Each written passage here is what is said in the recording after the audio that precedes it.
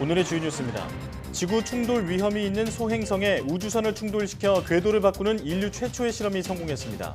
미국 항공우주국 나사는 우주선 충돌로 인해 소행성의 공전 주기가 크게 줄어 궤도 변경이 성공적으로 이루어졌음을 확인했다고 밝혔습니다. 독감 의심 환자 비율이 높아진 가운데 75세 이상 고령층 독감 무료 예방접종이 시작됐습니다. 만 70세부터 74세 어르신은 오늘 17일부터 무료 접종이 시작되며 65세에서 69세 대상자는 20일부터 독감 백신을 무료로 맞을 수 있습니다. 다음 달 17일 치러지는 2023학년도 대학 수학능력시험에서도 수험생은 반드시 마스크를 착용해야 합니다.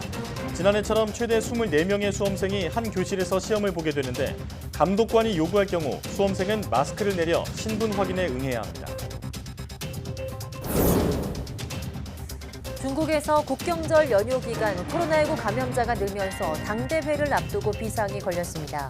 강력한 제로 코로나 정책을 고수하며 총을 든 방역 요원까지 등장하자 주민들의 불만도 점점 커지고 있습니다. LG 에너지솔루션과 일본 완성차 업체 혼다의 합작 법인이 미국에 건설하기로 한 배터리 공장 부지가 오하이오주로 결정됐습니다. 공장은 내년 상반기 착공해 2025년 말부터 배터리를 생산하며 혼다가 북미에서 조립하는 자동차에 공급될 예정입니다.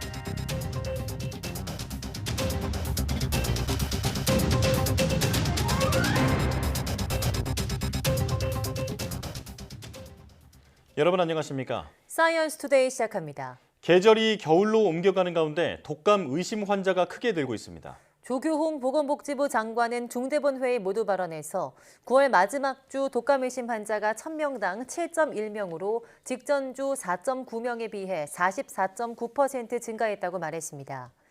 특히 6세 이하 영유아 환자가 크게 늘어서 1000명당 12.1명으로 전주 7.9명보다 53.1% 늘면서 전 연령대 중 가장 높았습니다.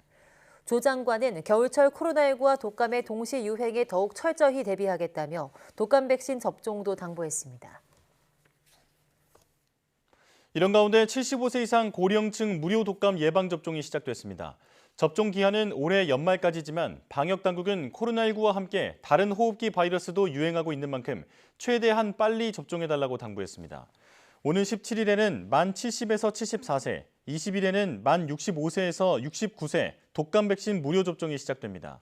생후 만 6개월에서 13세 이하 어린이와 임신부는 현재 무료 접종을 진행하고 있습니다.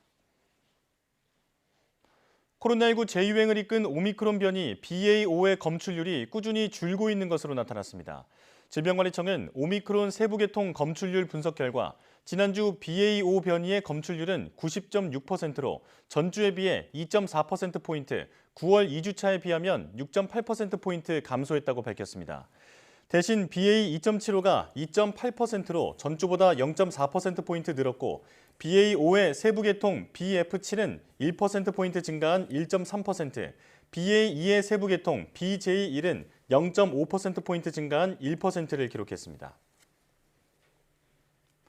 중국에선 국경절 연휴 기간 코로나19 감염자가 늘면서 당대회를 앞두고 비상이 걸렸습니다. 각종 경제 지표 악화와 인민들의 반발에도 중국 당국이 제로 코로나 정책을 고수하는 이유는 뭔지 베이징에서 강정규 특파원이 보도합니다.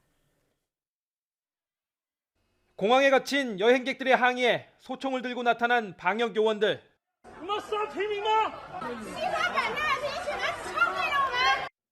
이번 연휴 기간 감염 확산으로 중국 내 주요 관광지들이 계엄 수준의 봉쇄에 들어갔습니다. 20차 당대회를 앞두고 더욱 삼엄해진 방역 통제에 관광객은 코로나19 이전보다 60% 넘게 줄었습니다. 그런데도 연휴 시작 때 600명이 채 안 되던 하루 확진자 수가 2,000명을 훌쩍 넘겼습니다. 상하이는 매일 PCR 검사를 의무화했고 감염자가 한 명도 없는데 봉쇄를 단행한 곳도 나왔습니다. 공산당 기관지 인민일보는 인내를 갖고 반드시 제로 코로나를 지속해야 한다고 강조했습니다. 경제적 부작용과 인민들의 반발에도 중국 당국이 고집을 꺾지 않는 이유, 20차 당대회에서 방역 전쟁에 대한 정치적 승리를 선언해야 하기 때문입니다.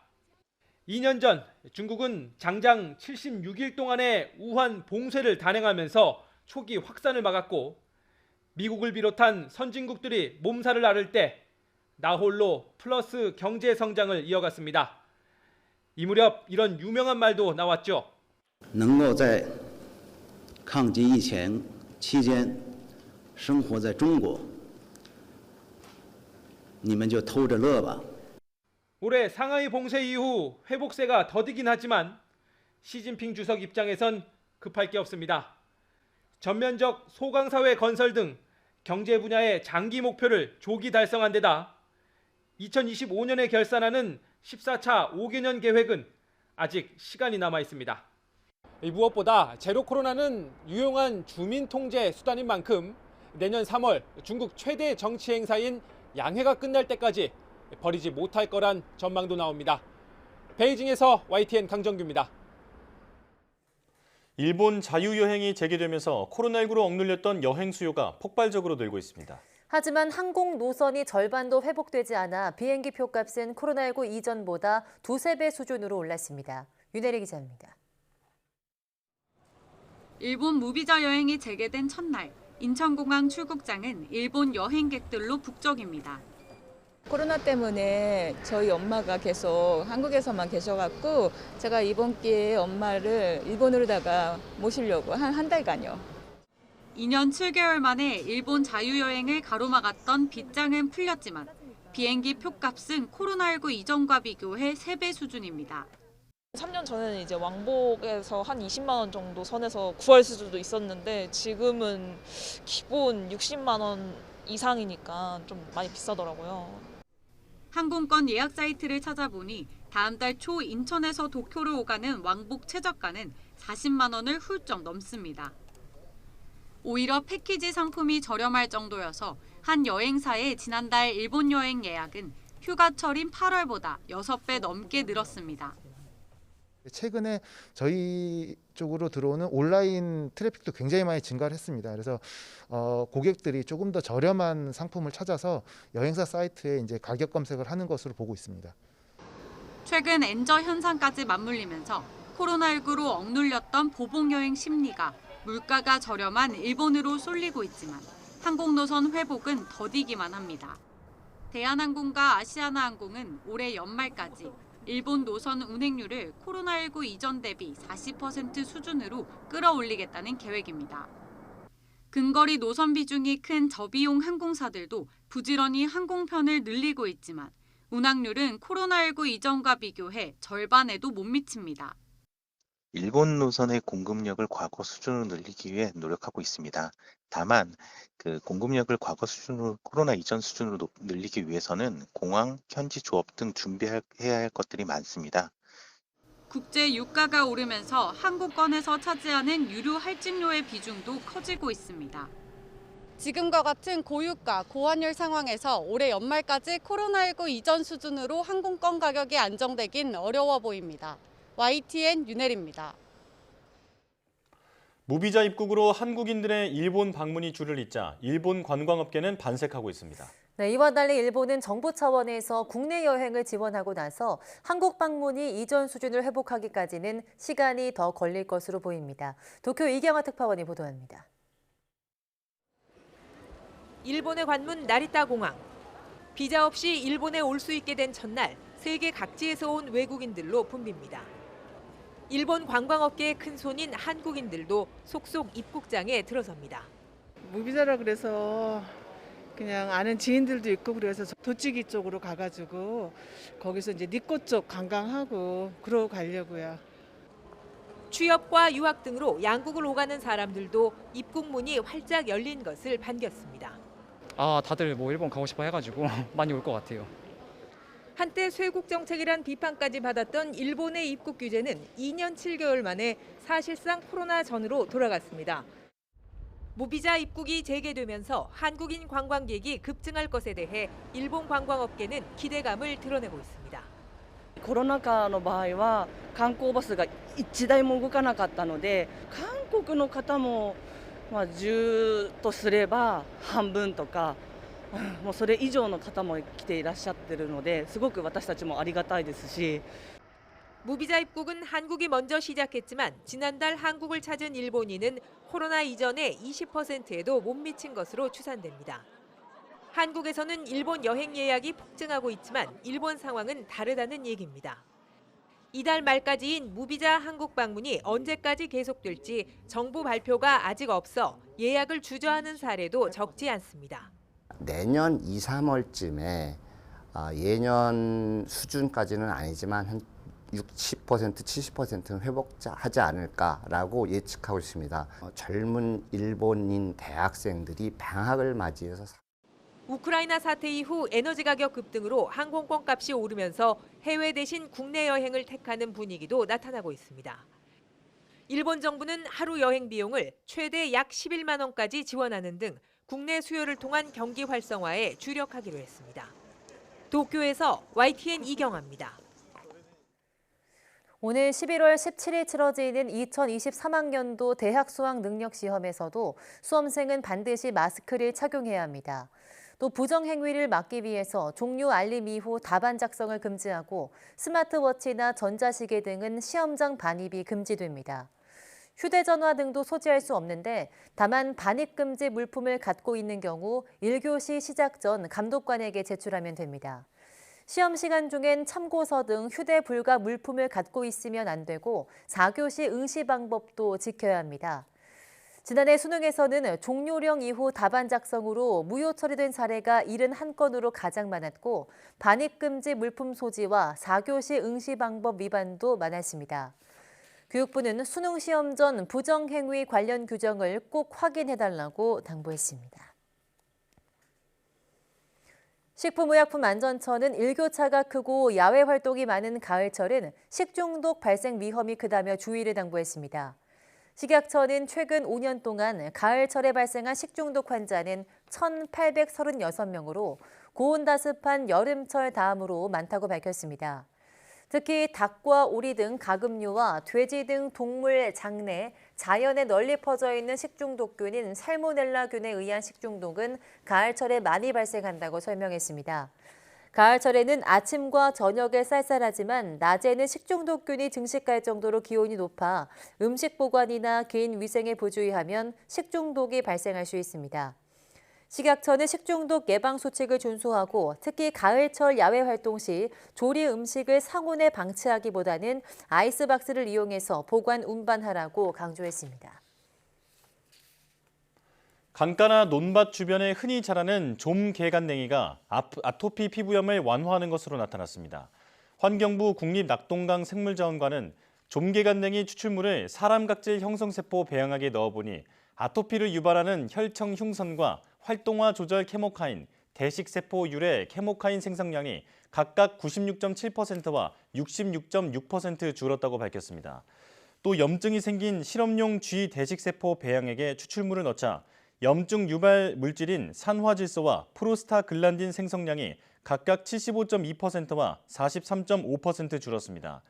외부에서 자극이 오면 과발현돼 염증을 일으키는 요소들 역시 3분의 1에서 절반까지 감소했습니다. 연구진은 지난달 관련 특허 출원을 마쳤고 아토피와 염증을 완화하는 구체적인 원리를 규명해 나갈 계획입니다.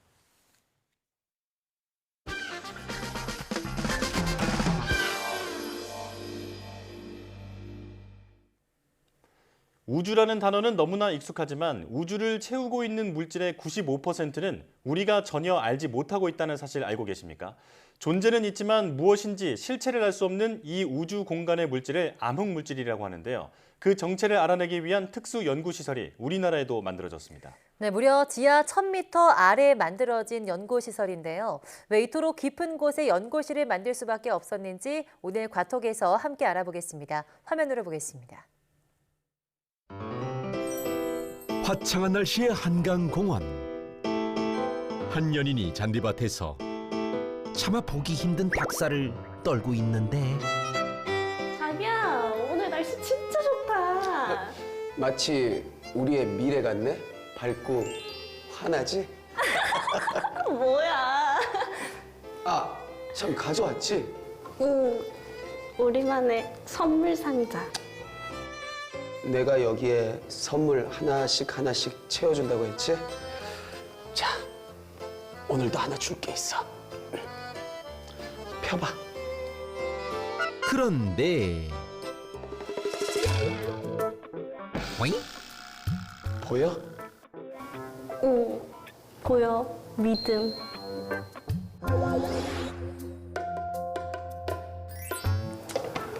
아, 그리고 선물이 하나 또 있어. 자, 이거.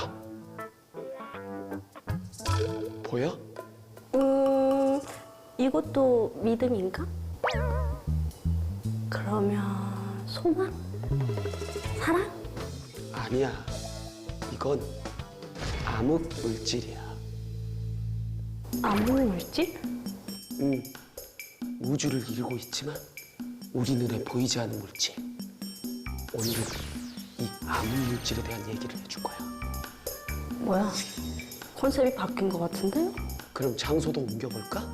자, 손을 잡아볼래? 한번 외쳐볼까? 하나, 둘, 셋. 여긴 어디예요? 이게 바로 우주를 넘어선 방송계의 신비지. 아무튼 오늘의 주제는 암흑물질인데, 세란이는 암흑물질하면 어떤 이미지가 생각나? 아무래도 암흑이라고 하니까 뭔가 어둡고 악당이 쓰는 검은 마법? 그렇지. 보통 이미지는 뭐 그런데 사실 암흑물질은 검다는 뜻이 아니야. 아직 암흑 속에 가려져 있다. 즉, 눈에 보이지 않는다는 의미지. 이 넓은 우주 중에서 우리가 파악할 수 있는 물질은 4.9%래. 엥? 그거밖에 안 돼요? 전체 우주에서 약 5% 정도? 자, 그럼 나머지는 뭘까? 암흑물질? 그렇지. 암흑물질. 표준 우주 모형에 따르면 우주의 4.9%만이 우리가 파악할 수 있는 보통 물질이고 26.8%는 암흑 물질, 68.3%는 암흑 에너지로 되어 있다고 합니다. 이 암흑물질을 처음으로 주장한 사람이 있는데 바로 스위스의 물리학자 프리츠 츠비키라는 분이었어. 1933년 어느 날 망원경을 딱 보면서 지구에서 3억 2천만 광년 떨어진 코마 은하단을 관찰하고 있었지. 그런데 이해할 수 없는 현상을 발견한 거지. 은하단이라는 건 은하들이 모여 있는 건데 이 은하들의 속도가 예상보다 너무 빠른 거야. 빠르면 안 되나요? 자, 예를 들어줄게. 이렇게 막대가 있어. 실을 묶고 이제 끝에 줄을 달고 이렇게 돌리면 어떻게 되겠어? 원형으로 돌아가겠죠? 그치. 원형으로 돌아가지. 근데 이걸 엄청 세게 돌려. 막 미친 듯이 막 세게 돌려. 그럼 어떻게 돼? 그럼 실이 끊어져서 추가 날아가겠죠?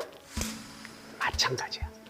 은하도 너무 빨리 돌면 튕겨져 나가지. 그리고 은하가 해체돼야 돼. 은하의 속도는 은하의 중력에 비례하는데요. 그 중력은 은하 내부 물질의 양, 즉 질량이 좌우합니다. 따라서 은하가 보유한 물질의 질량에 따라 은하의 중력을 계산하고 속도를 예측하게 되는데요. 그런데 이 코마 은하단은 관측된 질량보다 훨씬 큰 중력이 작용하고 있는 것처럼 움직인 거야. 이건 뭘 의미하느냐? 질량을 가진 미지의 물질이 은하 속에 있다는 거야. 츠비키는 이 보이지 않는 미지의 물질에 암흑 물질이라는 이름을 붙였어. 그런데 이 암흑 물질은 발표 당시에는 큰 주목을 받지 못했어. 엥? 왜요? 왜냐면 증거가 없거든. 보이지 않는데 중력만 작용하는 물질이라는 게 너무 말이 안 된다고 생각한 거야. 그러다가 1970년대 초 미국의 물리학자 베라 루빈이라는 분이 우리 은하 안에 있는 별들의 움직임을 조사하고 있었어. 우리 은하는 태양계가 포함된 은하를 말하는데요. 이런 나선 형태를 띠고 있습니다. 그리고 이런 나선 모양의 은하는 대부분 중심에 가까울수록 질량이 큰데요. 질량이 크면 중력이 크고 중력이 크면 회전 속도도 빨라지죠. 그럼 어떻게 되겠어? 은하의 중심부는 빨리 돌고 가장자리로 갈수록 느려지겠죠? 그렇지. 그런데 관측을 해보니까 은하의 중심이나 은하 외곽이나 별들의 회전 속도에 큰 차이가 없었던 거지. 예? 이상하네요. 베라 루빈도 이 점을 이상하다고 생각하고 200여 개의 다른 은하들도 조사하기 시작했어. 하지만 결과는 마찬가지였지. 그때 다시 나온 게 츠비키의 암흑물질. 이 이론을 도입하면 설명이 되지. 아, 암흑물질 때문이다? 그렇지. 암흑물질이 은하 외곽별들의 중력을 작용시켜서 회전 속도를 높인다. 과학자들은 암흑물질의 특징을 정리했는데요. 먼저 원자로 이루어진 물질이 아니기 때문에 다른 물질과 부딪히는 일 없이 빠져나가는 성질을 지녔고 어떤 종류의 전자기파도 방출하지 않습니다. 그런 암흑물질 후보들이 있어. 엑시온, 비활성 중성미자, 윈프, 김프, 원시 블랙홀 이런 게 다 있어. 그런데 다 추정이고 실제로 실험이나 이런 거로 밝혀진 건 전혀 없어. 그래서 전 세계 과학자들은 이 암흑물질을 찾기 위해 그냥 눈에 불을 켜고 연구를 하고 있지. 만약 발견되면 어떻게 돼요? 대박이지. 바로 노벨상 받아. 오. 자, 그래서 우리나라도 이렇게 가만히 있을 수만은 없잖아. 그쵸. 이런 암흑물질을 연구하기 위한 연구실을 만들었어. 거기가 바로 예미랩이야. 예미랩? 예미랩은 강원도 정선군 예미산에 위치한 연구시설인데요. 지난 5일 준공식을 가졌습니다. 그 규모도 어마어마하다고 하는데요. 저희는 예미산 정상에서부터 지하 1000m 영역에 예미랩을 지었고 면적만으로 따지면은 약 한 800평 정도지만 그 안에 있는 거대 실험실 규모들이 지름 한 20m, 높이 한 21m 정도 원통형으로 거대한 어떤 터널이 부착되어 있는 상태고요. 그래서 그런 실험실 같은 경우에는 물을 채우면 약 한 6,000톤 정도를 채울 수 있는 그런 공간들이 지어지고 있는 중입니다.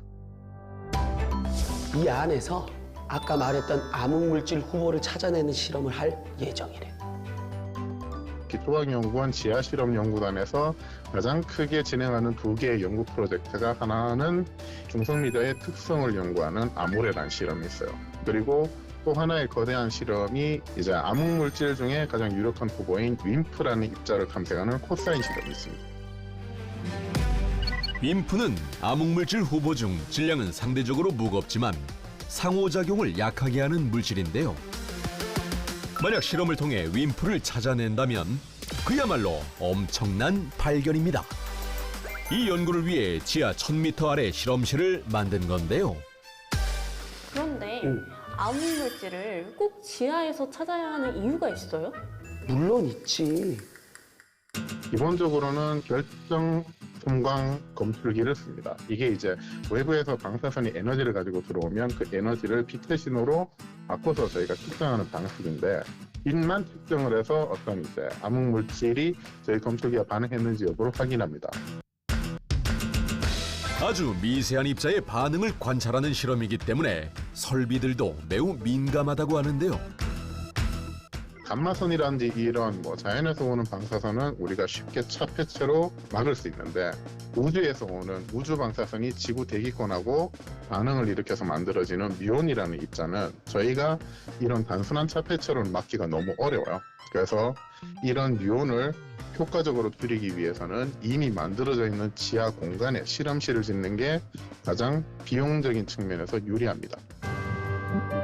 이런 지하시설로 인해 실험의 위험 요소인 뮤온이 지상 대비 약 5만 분의 1 정도 줄 것으로 예상된다고 하는데요. 연구단도 이곳에서의 성공적인 실험을 기대하고 있습니다. 저희 예미랩이 어떻게 보면은 대한민국에서 처음으로 연구만을 위한 어떤 고심도 지하 실험실이 만들어진 겁니다. 그 말인즉슨 지금까지 대한민국에 없었던 연구들이 이제 시작이 될 거예요. 어려움들이 많겠지만 그래도 늘 저희들이 해오던 것처럼 묵묵히 가능하면은 이제 저희가 원하는 어떤 현상들을 다 증명할 수 있는 방향으로 최선을 다해볼 생각입니다. 1933년에 암흑물질이라는 말이 나오고 거의 90년이 흘렀어.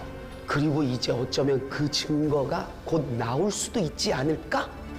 그런 바람을 가지고 연구원분들을 우리가 응원을 해보자고. 네. 자, 연구원분들 화이팅! 눈에 보이지 않지만 우주를 이루는 신비한 암흑물질, 그 비밀을 풀어낼 그날을 기다립니다.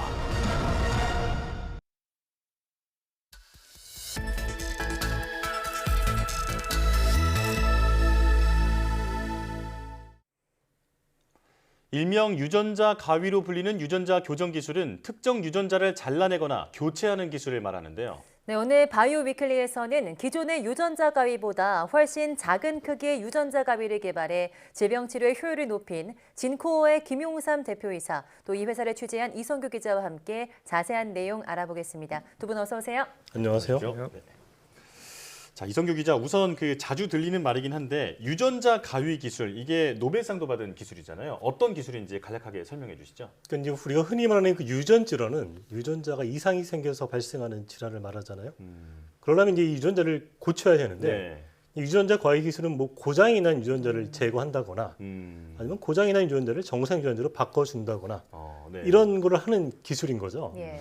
뭐 유전자 가위라고 해서 이렇게 뭐 진짜 가위처럼 유전자를 자르는 거 아닌가 이렇게 생각할 수도 있는데 네. 뭐 가위는 아닌 거고 이건 일종의 이제 단백질이거든요. 원래 그 미생물은 그 미생물에 침입한 그 바이러스를 죽이기 위해서 그 바이러스 유전자를 잘라내는 네. 그런 단백질을 보유하고 있어요. 어떻게 보면 이제 미생물이 살아남기 위한 일종의 그런 방어 시스템인 거죠. 그렇네요. 네. 2020년 노벨 화학상은 미생물에서 이 그 바이러스 유전자를 잘라내는 이 단백질을 발견한 과학자들에게 돌아갔는데 네. 이 단백질 유전자를 제거하는 것이 마치 가위로 유전자를 잘라내는 것과 비슷하다. 그래서 유전자 가위라는 이제 별명으로 불러지게 된 거죠. 네. 전 세계적으로 이 유전자 가위 기술 각축전이 지금 뭐 한창 진행되고 있는데 오늘 출연하는 진코어는 자체 유전자 가위 기술을 보유하고 있습니다. 네, 대표님께 본격적인 질문 드리기에 앞서서 유전자 가위 기술이 어떻게 유전자를 교정하는 건지 설명을 부탁드립니다. 네, 사람의 같은 경우는 약 30억 개의 DNA 쌍으로 이제 구성이 되어 있는데요. 네. 이제 이 가운데 유전자 변이를 일으키는 곳은 대부분 이제 주로 한 곳입니다. 네.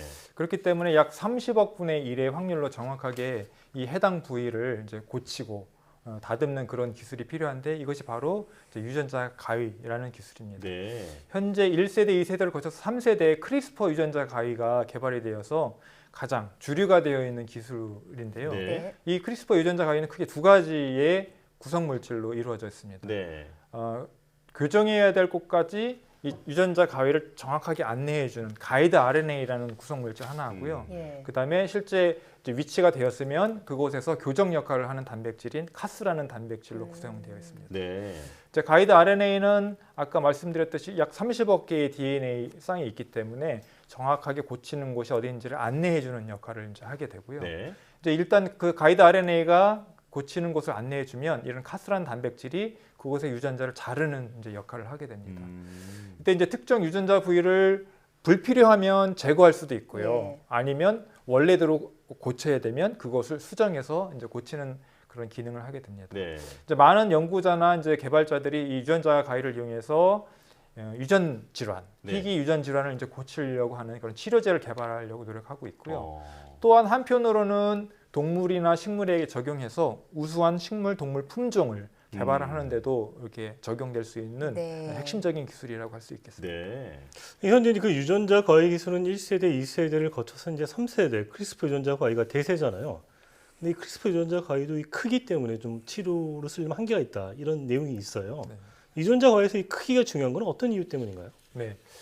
그 유전자 가위로 유전 질환을 치료하기 위해서는 일단 유전 질환이 나타나는 신체 조직으로 이제 유전자 가위를 전달을 해야 되는 거잖아요. 네. 근데 어떤 유전 질환은 눈에 발생하기도 하고 또 근육에 발생하기도 하고 또 뇌에 발생하기도 하고 또는 전신에 걸쳐서 발생하기도 하거든요. 네. 이곳에 해당하는 세포는 숫자로 말하면 뭐 수천억 개, 뭐 조 단위가 넘어가기도 하는 경우가 있습니다. 이렇게 많은 세포에 유전자 가위를 전달하는 것은 사실은 쉬운 일은 아니거든요. 네. 따라서 유전자 가위를 전달하기 위한 매우 효율적인 전달체가 이제 필요한 실정입니다. 예. 그런데 이제 현재까지 가장 알려진 효율적인 전달체는 AAV라는 이제 바이러스입니다. 근데 이 문제 뭐냐면 이 바이러스가 AAV라는 바이러스가 전달할 수 있는 유전자 크기가 매우 제한되어 있어요. 네. 그런데 애석하게도 그 작년에 노벨상을 2020년도에 노벨상 화학상을 받은 이 크리스파 카스9이라는 기술은 매우 사이즈가 커서 이 AAV라는 유전자로 전달할 수 없는 것이 이제 그 현재의 문제입니다. 그렇군요. 그래서 따라서 크기가 매우 작은 유전자 가위가 지금은 이제 필요한 상황이었습니다. 네, 어떤 질병의 근본적인 원인이 되는 그 유전자를 고치는 기술에 대해서 지금 계속 설명을 듣고 있는데요. 자, 이성규 기자가 진코어 현장 취재를 다녀왔습니다. 현장 인터뷰 영상 보고 대담 이어가겠습니다. 작년에 지난해에도 이제 네이처 관련 자매지 하나 또 발표했잖아요. 그건 어떤 내용이었나요? 작년에 발표한 게 이제 잘라서 에디팅을 하는 기술에 대해서 발표를 한 거고, 이제 최초로 타겟 시스템이 어떤 시스템인지에 대해서 발표를 한 논문이라고 볼 수 있습니다. 어떤 시스템인가요? 타겟 시스템은? 타겟 시스템은 이제 가장 큰 장점은 크기가 작다는 건데요. 기존 이제 카스9보다 3분의 1 정도로 작은 카스12F라는 단백질을 가지고 저희가 개발한 엔지니어링한 가이드 RNA와 결합을 해서 그러니까 자르는 능력을 훨씬 높인 기술이라고 볼 수 있습니다. 근데 방금 설명했듯이 진코는 그 크리스퍼 유전자 가위보다는 3분의 1 정도 작은 크기의 유전자 가위 기술을 자체적으로 개발했잖아요.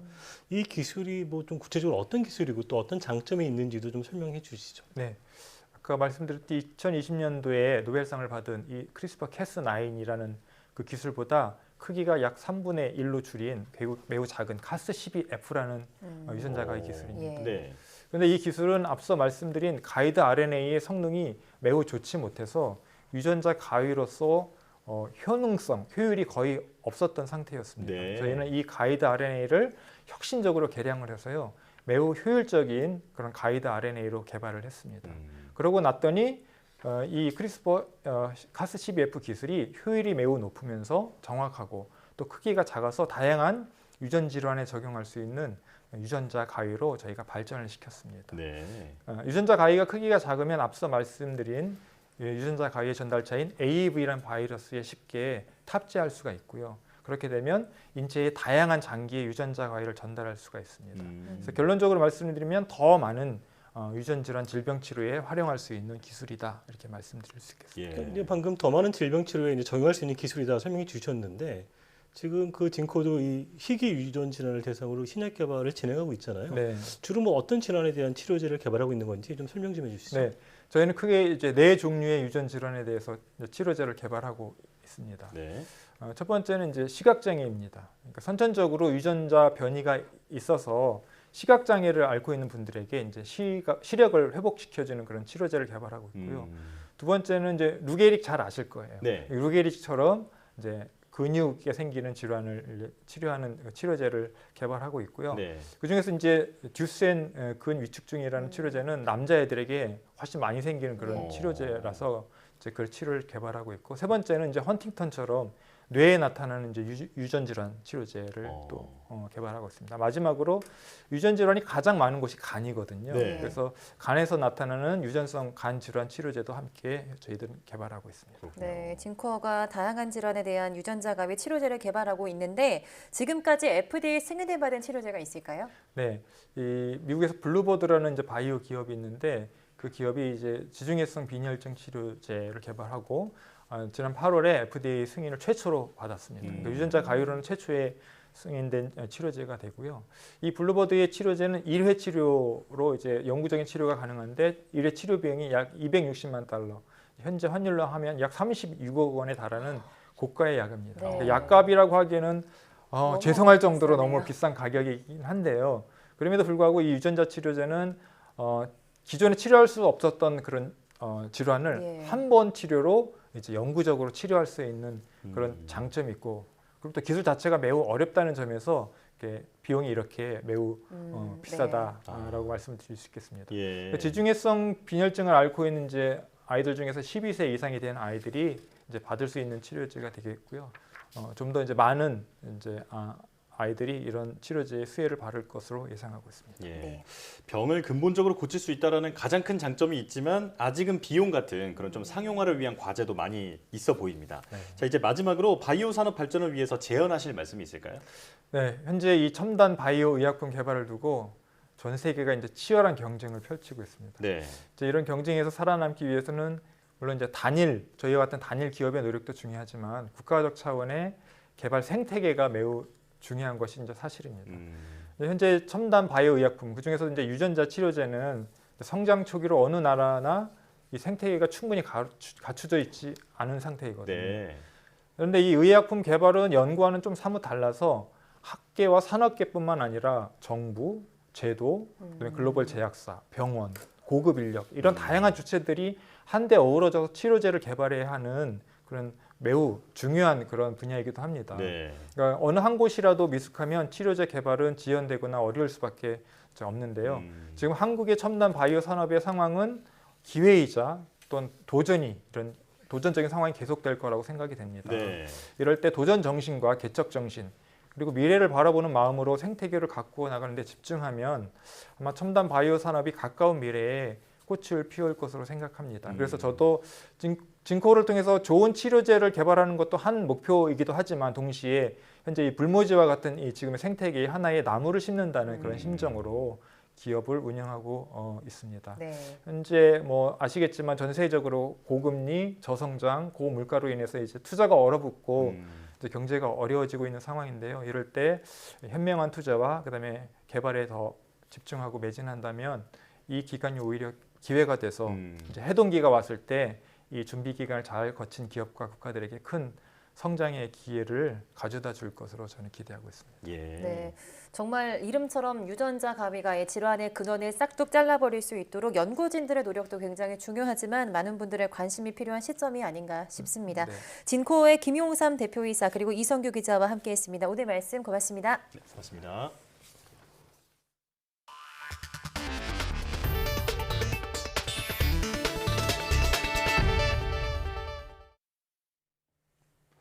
소행성의 우주선을 충돌시켜 소행성의 이동 경로를 바꾸는 실험이 성공적으로 이뤄진 것으로 확인됐습니다. 네, 인류는 앞으로 있을지 모를 소행성의 지구 충돌 위협에 대해서 강력한 방어 무기를 확보했습니다. 최소라 기자입니다. 소행성 디모르포스를 향해 돌진하는 다트 우주선. 암석으로 가득한 소행성의 표면이 보이고 충돌과 거의 동시에 신호가 끊깁니다. 지난달 27일 오전 8시경 지구에서 1,100만 킬로미터 떨어진 곳에서 벌어진 충돌 시험은 세계 곳곳에서도 포착됐습니다. 미 나사는 지난 2주 동안 지상 망원경 관측 결과 등을 분석한 끝에 실험이 성공적이었다고 발표했습니다. 11시간 55분을 주기로 또 다른 소행성을 돌고 있던 디모르포스가 충돌 후 11시간 23분 주기로 더 빨리 돌게 된 겁니다. 공전 주기가 32분 단축된 건데 나사의 성공 기준이었던 73초를 25배 넘게 달성한 겁니다. Now, this is a watershed moment for planetary defense and a watershed moment for humanity. 나사 과학자들은 앞으로도 세계 곳곳에서 관측된 정보를 수집해 추가적인 분석을 할 예정입니다. 우주선이 운동량을 얼마나 잘 전달했는지는 물론 소행성에서 분출된 암석의 양이 어느 정도인지도 분석할 예정입니다. 유럽 우주국은 앞으로 2년 뒤 디모르포스로 탐사선을 보내 현장 감식에 나설 예정입니다. And it just gave it a small nudge. But if you wanted to do this in the future potentially, it could potentially work, but you'd want to do it years in advance. 미 나사는 지구의 공전 궤도를 오가는 소행성을 추적한 결과 지구를 위협할 가능성이 큰 소행성은 없다고 밝혔습니다. 하지만 아직 발견되지 않은 소행성의 지구 충돌 가능성까지 완전히 배제할 수는 없는 상황. 이번 시험 성공으로 인류는 앞으로 있을지 모를 소행성의 지구 충돌을 막을 수 있는 효과적인 무기를 확보했습니다. YTN 사이언스 최소라입니다. 날씨에 상관없이 신선한 농산물을 연중 생산하는 스마트팜이 주목받고 있습니다. 최근엔 분홍을 꿈꾸는 청년들이 스마트팜 창업에 도전하고 있는데요. 인구 감소와 기후변화 등 농촌이 직면한 어려움을 극복하는 대안으로 떠오르고 있습니다. 허성준 기자가 취재했습니다. 서울에 있는 대학에서 신문방송학을 전공한 20대 이서훈 씨. 얼마 전 고향으로 돌아와 스마트팜을 창업했습니다. 평소 관심을 가졌던 환경과 기후 문제를 농업 방식 변화를 통해 해결하겠다고 나선 겁니다. 주변의 우려도 컸지만 농약 없이 채소를 재배하는 데다 포장재까지 친환경 제품을 사용해 젊은 층에서 큰 호응을 얻고 있습니다. 기후위기나 이런 기후재난에 있어서도 대비하기도 더 쉽고, 그리고 또 지구의 건강까지 생각하는 친환경적인 농산물을 재배하는 방법이 가능하다는 게 가장 큰 장점 같습니다. 약용작물인 감초와 당귀가 스마트팜을 가득 메웠습니다. 노지의 파종에 생산하는 것보다 생산량은 2배 이상 늘었지만 재배 시간은 절반으로 줄었습니다. 온도와 습도 등 생육에 필요한 최적의 조건을 컴퓨터가 자동으로 조절해 인건비 부담을 덜었습니다. 일주일에 3명, 4명이서 3, 4일을 와야 될 일을 주말에 부부가 둘이 와서 충분하게 농사를 질 수 있다 하는 큰 장점이 있는 것 같습니다. 관심이 커지자 정부와 지자체도 스마트팜 교육과 창업에 대한 지원을 대폭 확대했습니다. 특히 청년들의 자금 부담을 덜어주기 위해 스마트팜 임대 사업을 추진하고 있습니다. 청년들에게 시설 투자에 대한 부담 없이 창업할 수 있는 기회를 제공하는 데 의미가 있다고 봅니다. 인구 증가와 지역경제 활성화에 기여할 것으로 기대하고 있습니다. 기후변화와 자연재해의 위험에서 벗어나 친환경 농산물을 안정적으로 공급할 수 있는 스마트팜. 체계적인 지원으로 청년 창업을 유도해 우리 농업의 혁신 동력으로 자리 잡을 수 있을지 주목됩니다. YTN 허성준입니다. 버스를 기다리면서 매연이나 먼지 때문에 불편했던 경험 한 번쯤은 있으실 텐데요. 도로 위 미세먼지를 막아주는 스마트 버스 정류장이 강남 한복판에 속속 등장하고 있습니다. 차유정 기자가 보도합니다. 노후버스에서 뿜어져 나오는 매연은 버스 기다리는 승객들을 불쾌하게 만듭니다.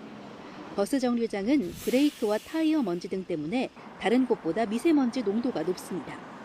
워낙 유동 인구도 많고 교통량도 많다 보니까 대기하는 장소도 좀 불편했고 공기질도 다소 좋지 않은 게 많이 느껴졌었는데요.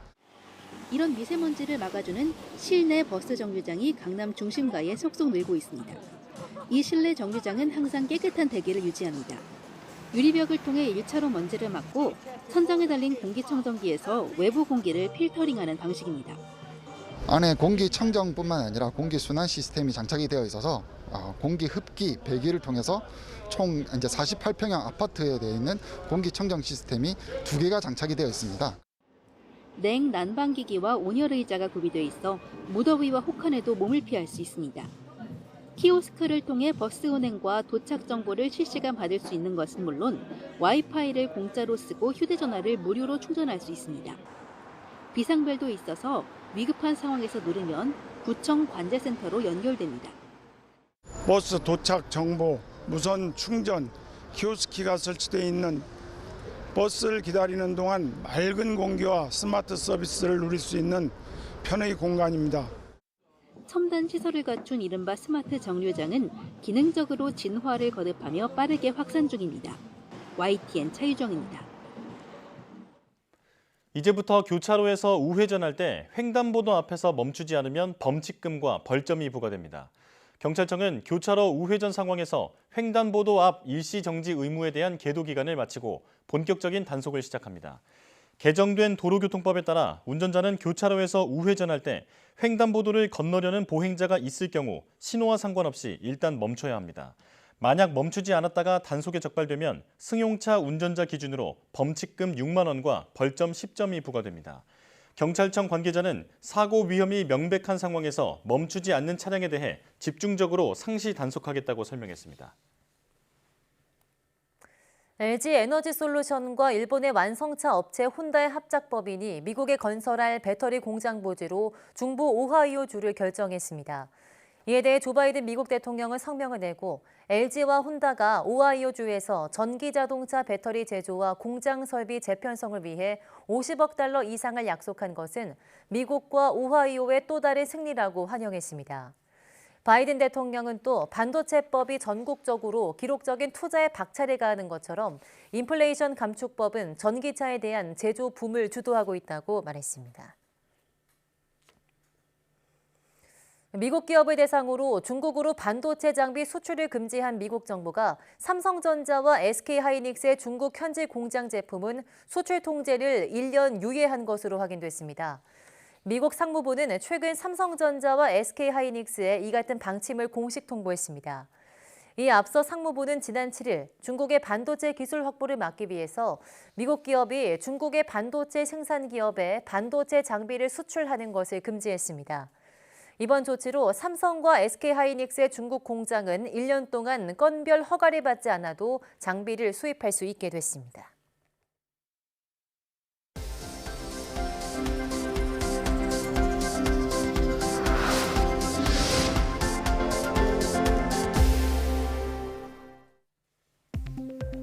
암세포로 이루어진 종양 환경이 약산성을 띈다는 점을 이용해 암세포를 사멸시키는 기술이 개발됐습니다. 유니스트 유자형 교수팀은 종양 환경에만 감응하는 물질을 개발해 항암 치료제로 쓸 수 있는 새 기술을 개발했다고 밝혔습니다. 이 물질은 인체 내에서 안정적인 구조로 있다가 종양 주변의 약산성 환경에서는 구조가 끊어져 암세포 속으로 들어갑니다. 연구진은 공 모양의 구조로 이루어진 이 물질은 종양 주변에 도달하면 산성 환경에 영향을 받는 석시닉 아미드 분자가 끊어져 암세포 내로 침입한다고 설명했습니다. 국내 연구진이 차세대 나트륨 전지의 성능을 높일 음극재 기술을 개발했습니다. 한국기초과학지원연구원과 고려대 공동연구진은 수산화철의 기능성 물질인 아세테이트 분자를 결합한 하이브리드 전극 소재를 이용해서 충전과 방전 용량을 2배 이상 개선한 기술을 개발했다고 밝혔습니다. 연구진은 수산화철 아세테이트 혼합 하이브리드 전극 구조를 개발하고 자연 상태에서 철의 산화 환원 반응을 모사하는 방식으로 효율을 높였다고 설명했습니다. 원자력안전위원회는 지난 8월 8일부터 정기검사를 받은 울산 울주군 신고리 4호기의 재가동을 허용했다고 밝혔습니다. 원자로 내에서 핵분열 연쇄 반응이 지속해서 일어나면서 중성자 수가 평형을 이루는 상태를 임계라고 하는데 신고리 4호기가 임계 상태에 도달해 원자로 운영을 허용했다고 원안위는 밝혔습니다. 원안위는 이번 정기검사에서 임계 전까지 수행해야 할 86개 항목에 대한 검사를 한 결과 향후 원자로 임계가 안전하게 이루어질 수 있음을 확인했다고 밝혔습니다. 국립광주과학관은 오는 15일 제32회 필사이언스 강연 탈플라스틱 사회로 가는 길을 개최한다고 밝혔습니다. 이번 강연은 자원순환사회경제연구소 홍수열 소장을 초청해 넘쳐나는 플라스틱 쓰레기 문제 해결을 위한 다양한 방안을 다룰 예정입니다. 필사이언스 강연은 국립광주과학관 누리집 온라인 예약을 통해 선착순 150명 한정으로 사전 예약 후 참여 가능하며 어린이부터 성인까지 누구나 무료로 참여할 수 있습니다.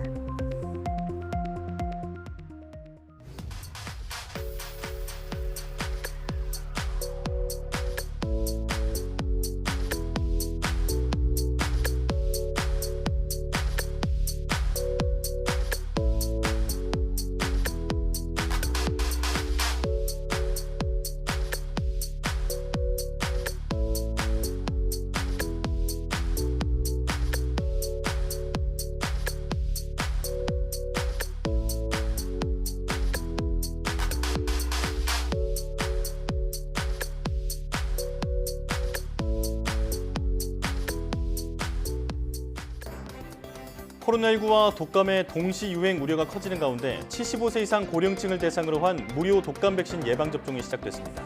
이번 독감은 독성이 가장 강한 A형, H3N2 바이러스가 유행할 것으로 보이는 만큼 어르신 등 고위험군은 백신을 꼭 맞는 게 좋은데요.